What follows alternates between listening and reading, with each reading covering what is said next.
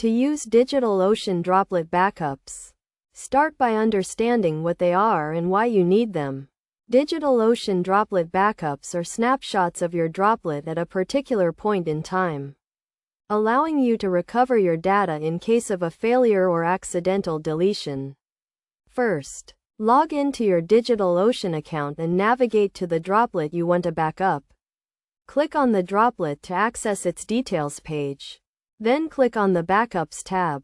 Here you can enable backups, which will automatically take a snapshot of your droplet every day. You can also take a manual snapshot at any time by clicking the Take Snapshot button. This is useful if you are making significant changes to your droplet and want to capture its current state. To restore from a backup, click on the Backups tab and select the snapshot you want to restore from.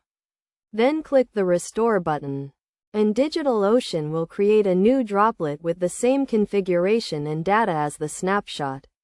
It is essential to note that backups are stored for a limited time, so make sure to download or transfer them to a different storage solution if you need to keep them for an extended period. Best practices for using DigitalOcean Droplet backups include enabling automatic backups for all your droplets, taking manual snapshots before making significant changes, and regularly reviewing your backups to ensure they are up to date and complete.